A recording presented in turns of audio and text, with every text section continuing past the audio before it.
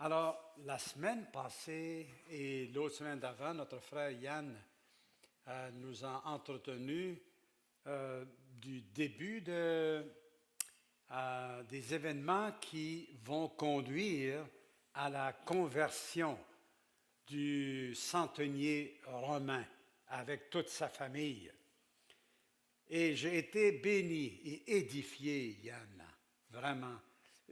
Je connais le texte, je l'ai lu 1000 fois, mais voyez comment Dieu a toujours des choses à nous instruire afin que nous... N'ayez pas peur. Ce n'est pas parce que vous avez déjà lu, puis vous le connaissez par cœur, de sauter par-dessus. Non, non, non, prenez le temps. Mettez-vous dans un état, si ce n'est pas déjà fait, un état du disciple qui se met à la disposition de son enseignant, de son maître, qui est en train de l'enseigner. Les enfants, quand on les instruit, on commence à les instruire par la première année, la deuxième année, la troisième, ça va toujours. Même si on leur parle des mathématiques en première année, 1 plus 1 égale 2, ben, rendu à l'université, on leur parle encore des maths, mais un peu plus compliquées. Alors, je vous encourage à demeurer, même à chaque prédication, vous entendez des choses, vous les avez, mettez-vous dans un état d'esprit du disciple, de l'apprenant, pas du maître qui a déjà tout su, mais de celui qui veut apprendre toujours de son papa. Alors, la semaine dernière, on a vu, entre autres choses, l'intervention d'un ange. Dieu a préparé les événements, et pas seulement les événements. Il a préparé déjà le centenier depuis longtemps, parce que c'est un homme qui craint Dieu. Donc, c'est un Romain, c'est un païen, c'est un idolâtre. C'est quelqu'un qui est étranger totalement à la vie de Dieu. Mais on l'envoie en service en Palestine, en Israël. Et là, il entend parler du Dieu d'Israël à un tel point qu'il a mis sa foi en Dieu et déjà cette foi commence à l'influencer dans sa vie, dans ses valeurs, et ça l'a rendu tellement généreux à l'égard des Juifs, de qui il a reçu la connaissance du seul vrai Dieu. Mais cet homme n'était pas encore sauvé du jugement, de la colère de Dieu que méritaient ses propres péchés. Mais il s'est approché, il a eu ce cœur de connaître ce Dieu-là, selon les lumières qu'il avait, selon l'enseignement qu'il avait, mais il lui manquait quelque chose, et là, un ange est envoyé par Dieu pour faire d'abord un message à cet homme-là, à Corneille, et il lui dit, envoie des hommes de Jérusalem, envoie-les à Césarée, à peu près, je ne sais pas, 100 km probablement, sur le bord de la mer, va chercher un nommé Simon, qui reste chez un autre Simon, il s'appelle Pierre, et qu'il vienne, lui, pour te dire des choses par lesquelles tu seras sauvé. Il ne l'était pas, parce que s'il l'était, il n'y aurait pas besoin de ce bout-là. Et c'est ça qu'on va étudier aujourd'hui, qu'est-ce qui s'est passé dans la vie de cet homme. J'aime me rappeler, comme vous savez, ça fait 15 fois, 1000 fois que je le dis, mais nous sommes des co-ouvriers avec Dieu. Et il faut se rappeler encore une fois, quand Jésus a dit aux disciples, allez-y, il les a envoyés en avant de lui, parce que son corps à lui était au ciel. Il est parti avec son corps physique. Mais l'Église joue maintenant ce rôle du corps de Christ, dont il est la tête. Et ce corps est présent dans le monde entier, littéralement. C'est vrai? T'en es un. Tu fais partie du corps de Christ si tu appartiens à Jésus. Mais non seulement l'ange est envoyé, mais Dieu lui-même va parler à Pierre pour le préparer à faire cette œuvre-là, d'aller chez les païens. Parce qu'en Pierre, malgré toutes les leçons que Yann nous a rappelées, tout ce que Dieu lui montrait de ne pas appeler pur ce que lui appelle, de ne pas appeler impur ce que Dieu appelle pur, et bien de le préparer intérieurement à aller vers les païens, à entrer chez eux, parce que normalement, ils ne rentrent pas chez eux. Et ça me rappelle tout le temps, je vous ai déjà raconté cette histoire, quand nous étions à cette île, et je priais Dieu pour qu'il, je ne sais pas, qu'il nous ouvre la mission, puis là, je pensais au reste du monde, et là, j'entendais la voix de Dieu. Michel, il y a un peuple juste à côté de toi. Je l'ai mis là, à côté de toi. J'ai dit, ah, mais quel peuple? Finalement, en réfléchissant dans la prière, ben là, je pense aux Autochtones qui étaient là à côté de nous. Et là, quand j'en parle devant l'Assemblée, alors tout le monde est un petit peu excité. Oui, c'est vrai, on a un champ missionnaire là, et Dieu nous appelle, bien sûr, à aller les rencontrer, mais là, on s'est rendu compte qu'on avait des préjugés épouvantables qui nous empêchent d'aller vers eux. Nos préjugés raciaux nous empêchent d'aller, de porter la main. Au contraire, ils sont méprisés vraiment par ce qu'on appelle les Blancs. Alors, ils sont méprisés, ils vivent sur le bien-être, ils n'aiment pas travailler. Enfin, ils ont une vie assez brisée, les Autochtones. Mais nous avons vu la laideur qu'il y avait en nous par rapport à ces pauvres gens. Et nous avons confessé nos péchés à Dieu. Et le Seigneur nous a purifiés de cela de telle manière qu'il nous a donné accès auprès d'eux. Et jusqu'à ce que, pendant 2 années de temps, on avait des bons temps. On allait sur la réserve et on témoignait énormément. Mais là, on s'est rendu compte qu'il fallait plus si on voulait persévérer. Et c'est là qu'on a commencé à prier, Seigneur, envoie-nous un missionnaire, envoie-nous, si je ne le vois pas dans l'Assemblée, alors envoie-nous de l'extérieur, envoie-le pour qu'ils puissent t'amener à eux, qu'ils puissent apprendre leur langue, qu'ils puissent apprendre leur culture, et puis de te conduire ou de les conduire à toi. Et on a prié intensément. Et au bout de 2 ans, Dieu nous a envoyé quelqu'un, un pur anglophone, ne parle pas un mot français, et il n'était pas utile. Fait que là, il est allé pendant 1 année étudier le français à Sherbrooke, à l'école biblique Parole de vie. Et ensuite, là, il est venu et Dieu s'est servi de cette famille extraordinaire pour rencontrer les Autochtones, amener Jésus, apprendre leur culture, apprendre leur langue. Et vraiment, comme on a prié, Dieu nous a répondu. Est-ce que Dieu fait ça? Mais oui. Ah, on n'est pas convaincu, hein? Je t'ai dit, moi. Mais oui, on peut le croire.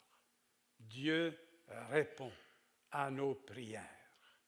Et il nous a fait attendre pendant 2 ans pour nous tester, nous éprouver, parce qu'il ne veut pas qu'on s'enfle d'orgueil, qu'on pense que c'est facile, puis que Dieu est à notre service. Là, comme un serviteur, on peut commencer, on peut lui demander de nous donner, puis il obéit au doigt puis à l'œil. Dieu n'obéit à personne. Mais il répond à nos prières, nos supplications. Personne ne peut donner d'ordre à Dieu, mais c'est Dieu qui donne les ordres, et nous vivons dans l'accomplissement de ces ordres que Dieu a donnés à son Église, alors que l'humanité ne veut pas écouter, mais l'Église écoute la parole de Dieu. Alors, Pierre, il y avait aussi des barbelés ethniques en lui qui étaient un obstacle pour aller rencontrer les païens chez eux et leur apporter la bonne nouvelle. Donc, Dieu l'a préparé, il ne l'a pas méprisé. Pourtant, il a déjà reçu des ordres de la part de Jésus jusqu'aux extrémités de la terre, Pierre. Et il a bien vu Jésus à l'œuvre et qui a rencontré la Samaritaine, Jésus, qui a rencontré le Gadarénien, les païens, et il leur a fait du bien, il l'a sauvé. Pierre était témoin de ça. Et malgré tout, il y avait encore des barbelés et il a fallu que Dieu intervienne à nouveau en lui pour le libérer, purifier, le rendre utilisable. Et mon frère, ma sœur, c'est ce que Dieu va faire avec toi. Il va faire ça avec toi. Il veut te rendre utilisable en te purifiant de ces, comment on appelle ça, ces barbelés, les préjugés, OK? Les préjugés envers notre prochain. Pas juste des préjugés envers les migrants et les immigrants, mais envers d'autres Québécois. Les gens, il n'y a pas de mépris entre les gens du même peuple. Il y en a-tu ou il n'y en a pas? Il y en a autant. Il y en a autant. L'homme, le cœur de l'homme est méchant. OK? Alors, donc, et là, on arrive, maintenant que Pierre est arrivé chez Corneille, ils ont fait les présentations, et maintenant, Pierre sort de la forme de la conversation et il va maintenant prêcher. Verset 34, alors Pierre prit la parole et dit, en vérité, je reconnais, pas je crois, je reconnais. Je crois, vous me dites, je suis né à telle place, je vous crois. Je ne sais pas, si on me dit, es-tu sûr qu'il est né à tel endroit, si quelqu'un me demande ça, il dit, je ne sais pas moi, mais lui, il a dit ça, je l'ai cru. Mais si je suis allé avec la personne dans son village, et puis là, je l'ai vu, c'était bien clair qu'il est né là, là, je peux dire, je reconnais. Et si on pose la question, je vais dire, oui, il est né là. Et donc, Pierre, il reconnaît qu'en Dieu, il n'y a pas de favoritisme. Et que ce soit un juif ou que ce soit un païen, Dieu va sauver et le juif et le païen, le non-juif, par le même moyen. Et quel est ce moyen? La foi en Christ, autant pour les Juifs, hein? Malgré tout, l'Ancien Testament, eux autres se pétaient les bretelles. Nous, on a ci, on a ça, on a la Bible, on a ça. Donc, on est des purs, on est des élus, mais d'une façon orgueilleuse. Ils se sont vus au-dessus, moralement, spirituellement, des autres. Alors, mais en Dieu, il n'y a pas de favoritisme. On ne peut pas payer Dieu avec un pot de vin. Tu peux acheter, peut-être, avec tout le respect que je dis ça, aux politiciens, on peut peut-être en acheter un, c'est vrai, parce que je le dis, parce que ça arrive, hein? Ou des gens qui travaillent pour la ville et qui chargeaient 5% sur les contrats de la construction de la ville de Montréal. Hein? La commission Charbonneau, qui a sorti ça, des hommes qui sont grassement payés quand même, et malgré tout, ça c'est des pots de vin, c'est du favoritisme illégitime et choquant. n'est-ce pas? Parce que tout le monde était choqué d'apprendre ça. Qu'il soit payé très bien, bah, tout le monde va dire, OK, il y en a qui disent qu'il est trop payé, d'autres pas assez, mais on va dire c'est correct, c'est légitime, il travaille et c'est normal qu'il soit payé pour. Mais de cette manière-là, non. Alors Dieu, il n'y a pas en lui cette corruption. On ne peut pas l'amener à nous aimer plus ou à nous aimer moins. On n'a pas ça. Dieu n'est pas comme ça. Dieu aime. Et quand il aime, c'est toujours au maximum. Il n'augmente pas, il ne diminue pas. Dieu aime. Voilà. Il est amour. Il ne change pas. Et donc, on ne peut pas l'influencer dans un sens ou dans l'autre. On peut l'attrister, bien sûr, mais ça ne diminue pas son amour parce qu'il est attristé. Au contraire, l'amour s'attriste également. Quand on voit nos enfants faire mentir, par exemple, ou se chicaner, on n'aime pas ça. On n'aime pas ce qu'ils font, mais eux, ils sont aimés. Ils sont aimés, point.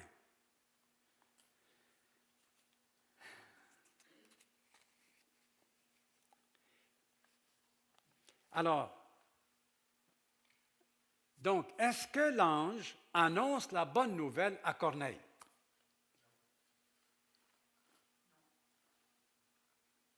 Il y en a 2 qui ont dit non. 3, 4. Alors, allez-y, dites-le. Oui ou non?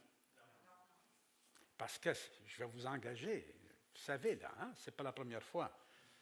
Mais avec la répétition un petit peu, ça finit par rester. Alors, en étudiant le livre des Actes, c'est là devant nous.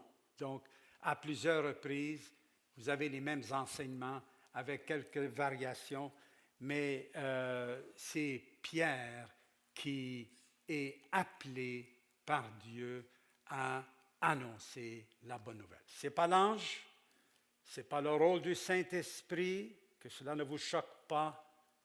Dans le visible, ce sont les hommes, les femmes qui doivent parler à d'autres hommes et à d'autres femmes, en même temps que l'Esprit de Dieu travaille avec nous. Nous travaillons par la parole et l'Esprit de Dieu travaille par la parole également. C'est la parole de Dieu qui convainc, qui corrige, qui instruit. Alors qu'elle soit déclarée par nous ou par l'Esprit de Dieu dans leur conscience, mais avant tout, les hommes doivent voir et entendre un de leurs semblables leur parler. Et c'est ça que Dieu a choisi. Et il nous a élevés en faisant ça pour devenir ses collaborateurs. Dieu, il fait des choses tout seul, il a créé le soleil, l'univers tout seul, puis il va anéantir l'univers tout seul, sans notre intervention. Mais quand il a mis Adam sur la terre, tout de suite, il a dit à Adam, allez maintenant, à ton tour, collabore avec moi, commence à marquer ma création, donne un nom à tous les animaux, et puis ça va être toi. Le nom que toi, tu vas lui donner, ça va être ça pour toujours, OK? Si toi, tu veux le changer, tu le changeras, mais c'est toi, je te donne ce pouvoir-là. Et Adam a fait ça. Après ça, Dieu lui dit, tu vas prendre soin de l'univers, de la terre. Alors, donc, Adam est un ouvrier avec Dieu pour faire les enfants. La même chose, Dieu aurait pu créer tous les êtres humains d'un seul coup, comme il a fait avec les anges, si on comprend bien. Mais est-ce que c'est comme ça qu'il a fait avec les êtres humains? Non. Il a fait que l'être humain participe, d'ailleurs la même chose pour les animaux, il participe à la procréation, un après l'autre. Alors Dieu crée, mais avec l'être humain, en même temps que l'être humain. Et il a mis en nous ce désir, cette attirance pour devenir des pères et des mères. Ça, c'est en nous. Et d'aimer comme tel. On aime des enfants différemment que quand on aime, mettons, nos frères, nos sœurs. Les enfants, c'est différent. Mais Dieu a mis ça en nous. Donc, et dans le salut, c'est la même chose. Si nous ne parlons pas, il n'y a pas de conversion, les frères. Et Dieu est en colère contre les hommes qui gardent cachée la vérité, sa vérité à lui, qu'il a mis accessible à tout être humain. Tout être humain, Dieu lui parle par la création. Par la création. C'est suffisant pour que l'être humain perçoive la voix de Dieu, qu'il puisse connaître Dieu. Dieu tient les hommes inexcusables de ne pas le respecter et de ne pas le traiter comme Dieu.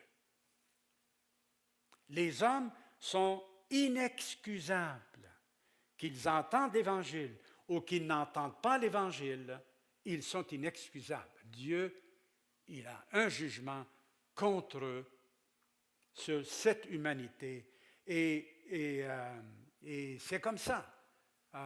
Il nous a créés pour lui et l'homme il est en phase avec la création. Et d'ailleurs, qu'est-ce qu'on cherche à faire de nos jours? C'est à découvrir, puis à découvrir. Pourquoi? C'est de Dieu de découvrir son œuvre. Mais l'homme s'en sert contre Dieu, pour dire que Dieu n'existe pas. Stupide, excusez-moi, mais c'est stupide. D'ailleurs, Dieu a dit que l'insensé dit en son cœur, il n'y a point de Dieu. Hein?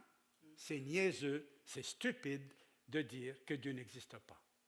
Mais enfin, la semaine dernière, je suis à l'aéroport comme aumônier et je suis assis dans un restaurant avec un frère qui est un co-ouvrier également, et Jerry, qui s'appelle, pour ne pas le nommer, et pendant qu'on est là en train d'échanger, de partager, voilà une femme qui passe par là et qui arrête à côté de nous. Et là, elle arrête et elle parle. On l'entend, on ne sait pas à qui il parle, tu sais, mais de temps en temps, elle nous regardait, mais elle regardait ailleurs aussi. Donc, je commençais à être un petit peu agacé. Elle est juste à côté de nous, puis elle parle, tu sais. Maintenant, soudain, je lui donne mon attention, en pensant qu'elle avait besoin d'aide. C'était une personne, ce n'est pas la première fois que je vois ça à l'aéroport, une personne qui est perdue un peu dans ses pensées. Et au début, quand je suis arrivé là, à l'aéroport, j'ai demandé à Dieu, j'ai prié, je dis, Seigneur, tu me connais, je suis capable de parler. Ah, c'est vrai que je suis capable de parler? Hein? Oui. Est-ce que c'est vrai que vous êtes capable de parler aussi? Ah, oui, vous êtes capable de parler. Vous parlez tous les jours. Ben oui, à la maison, vous parlez tous les jours. Ou ailleurs, au travail, vous parlez tous les jours. Donc, vous êtes capable de parler. Hein? C'est pour ça que le Seigneur il utilise notre capacité de parler pour dire, allez, puis dites, allez, parlez de moi. Et je dis, Seigneur, voilà, je suis capable de parler. J'ai appris, attire les gens, attire quelqu'un à ma table. Ce n'est pas la première fois que j'ai pris comme ça. Dieu a déjà répondu exactement comme je lui demandais, puis d'autres fois, il m'a dit, ce n'est pas le bon moment, Michel. Alors, débrouille-toi. Alors, je lui donne mon attention et presque en même temps, j'entends la voix de Dieu. Je dis, Michel, ben quoi? Tu es agacé? Ben, tu m'as demandé, alors je suis en train de répondre à ta demande. tu m'as dit d'envoyer quelqu'un à ta table. Ah, et ça m'a stimulé. Et là, j'entre dans la conversation avec cette dame qui parlait de son fonds de pension. Mon ami, c'est passionnant. Elle arrive à 65 ans et puis là, elle prend sa retraite, d'accord. Bon, ensuite. Mais je l'écoute, honnêtement. Et au bon moment, je l'ai amené dans ma conversation. Hein? J'entre dans sa conversation pour tranquillement l'amener dans ma conversation. Et je sais que le temps est limité. À l'aéroport, là, tout le monde se promène, les employés, là. Tu regardes les faire, tout le monde marche vite. Tout le monde, ça marche vite, mon ami, de long en large. Quand même le frère, quand il vient parler avec moi, il s'assoit et il a 3 téléphones devant lui. Il n'arrête pas juste de regarder parce que il a, mettons, 15 minutes de congé, de pause, mais là, il dit, il te reste 5 minutes. Il faut qu'il s'en aille. Donc, on est habitué. Je sais que cette femme-là, elle là, donc j'ai dit, je ne sais pas combien de temps, il faut y aller direct au but, tu vois. Et donc, je l'amène tranquillement dans ma conversation. Et là, je lui dis, savez-vous qu'il y a pas mal de gens ici à l'aéroport qui se posent des questions. Qu'est-ce qui arrive après la mort? Elle dit, moi, je crois en rien. Moi, je dis, vous voulez dire qu'après votre mort, vous allez 6 pieds sous terre et puis que ça va rester là? Elle a fait un peu la moue et puis a dit, je crois qu'on va se réincarner. Alors, tout de suite, mon ami dit, qui est un évangéliste lui aussi, et il dit, ça vient du bouddhisme, ça.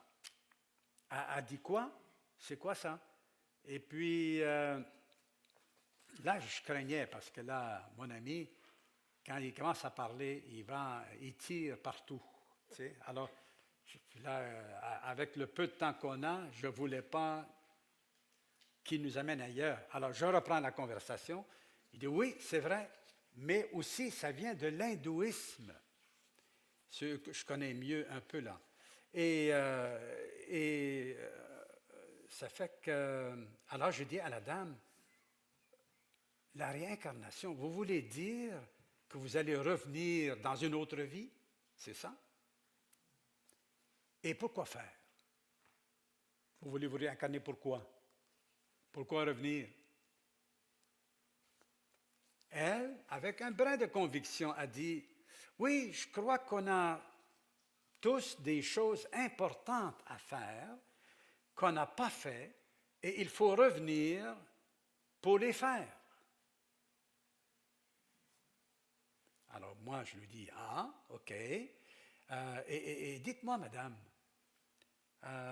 qu'est-ce que vous reviendrez faire d'important que vous n'avez pas déjà fait ou que vous êtes en train de faire? Là, elle ne savait plus quoi dire. Elle s'est mise à réfléchir. Alors, pour l'aider un peu, parce qu'avant qu'elle me dise, OK, salut. Alors, je lui dis, par exemple, bon, vous travaillez, hein? Vous travaillez fort ici à l'aéroport. C'est important, ça? Oui. OK, c'est bien. Puis, ensuite, est-ce que vous avez élevé des enfants? Elle dit, oui, j'ai élevé un garçon. C'est important, ça? Oui. Puis, elle avait, je pense, envie de continuer là-dessus, mais ce n'était pas le bon moment. Est-ce que vous faites du bénévolat? Elle dit oui. Alors donc, c'est important. Oui. Donc, vous faites beaucoup de choses importantes. Qu'est-ce qui vous reste à faire dans une autre vie d'important que vous n'êtes pas en train de faire? Pas pire, ça, hein, comme réflexion. Ça m'est venu sur le temps. Elle demeure pensive. Elle ne savait plus quoi dire. Alors moi, d'ailleurs, je dis, qui va décider de vous ramener de vous ramener dans une autre vie, là? C'est qui va décider ça, là? Alors, ça augmentait encore son désarroi, elle ne sait plus quoi dire. Alors, finalement, elle lâche Dieu peut-être, mais tu sais, Dieu, avec une telle désinvolture, à peine si elle a appuyé sur le nom de Dieu. Alors, il dit, là, quand elle a prononcé le nom de Dieu, ben là, par exemple, là, j'ai eu ma fenêtre, j'ai dit, puisque vous invoquez le nom de Dieu, laissez-moi vous dire maintenant ce que Dieu dit qui va arriver après la mort. Là, j'ai capté toute son attention. Il est réservé aux hommes de mourir une seule fois. Après quoi vient le jugement. Là, vraiment, elle était dans un autre monde et ne sachant pas quoi répondre, mais demeurant quand même attentive. Vous savez, quand on parle avec les gens, il faut être à l'écoute, savoir quand parler, quand les laisser réfléchir. Alors j'ajoute, savez-vous, il y a plusieurs versions de l'incarnation. J'ai entendu parler d'au moins de 2. Il y en a une qui dit qu'on se réincarne 9 fois, après quoi, si tout va bien, on devient un esprit. Et là, je laisse réfléchir pour voir. J'ai dit, et là, on ne sait pas où est-ce qu'on est rendu dans les 9. Hein?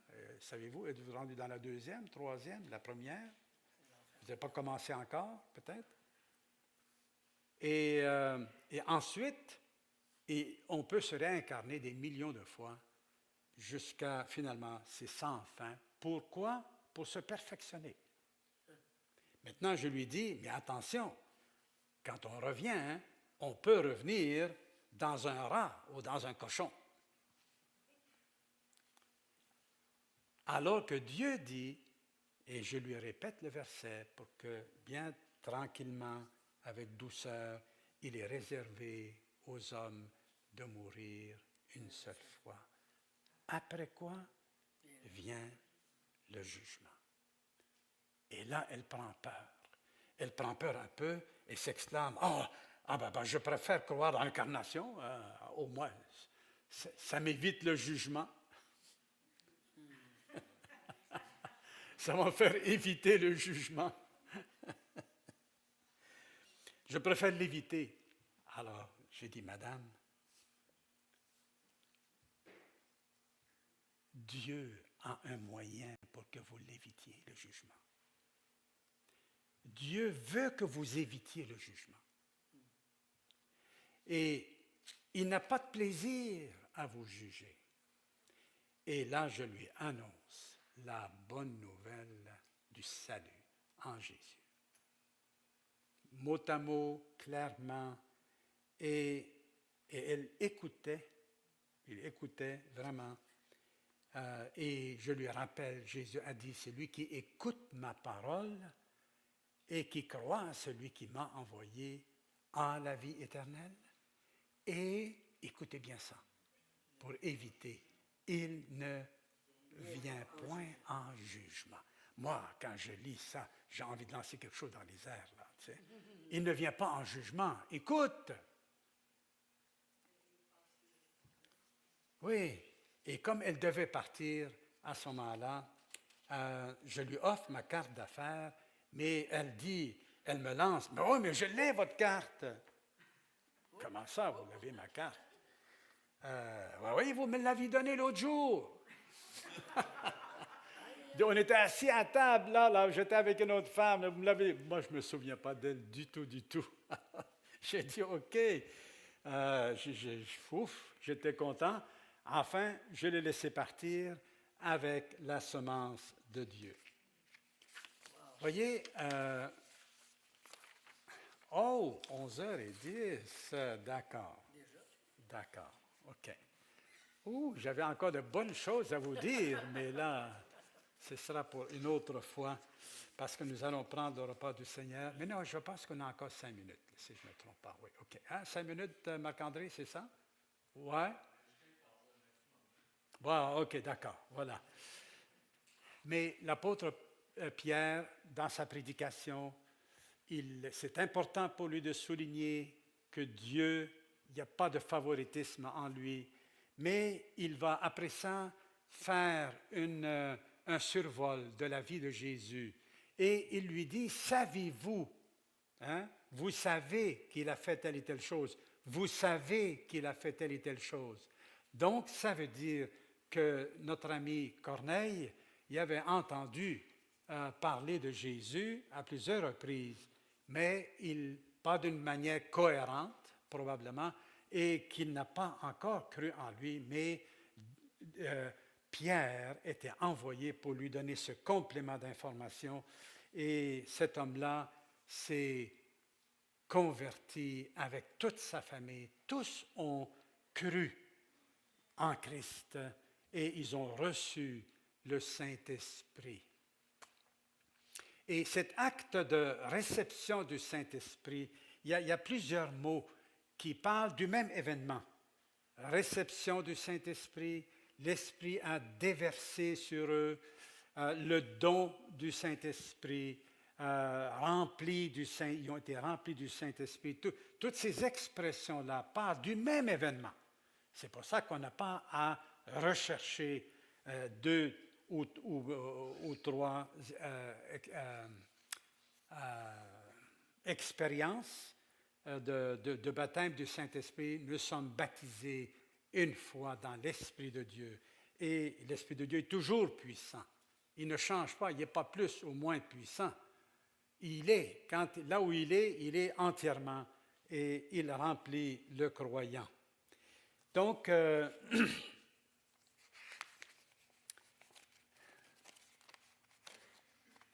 et je rappelle que Pierre dit que le Seigneur Jésus nous a ordonné de prêcher et de confirmer, d'attester que c'est lui qui est désigné juge des vivants et des morts.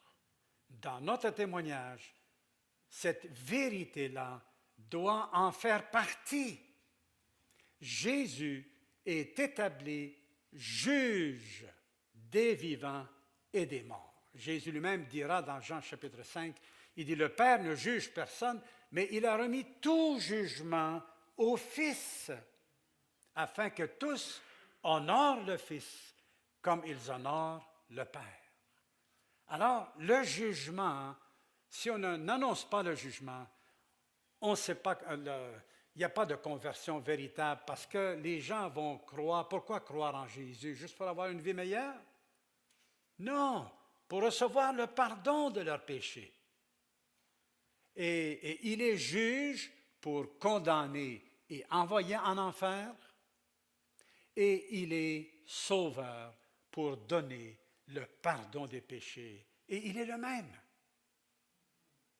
Et il est établi pour les deux cas.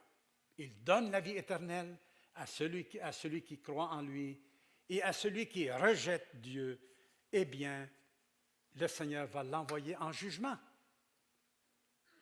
C'est l'enfer, les amis. Jésus n'est pas un chum. Il est le Fils de Dieu. Il est le juge des vivants et des morts.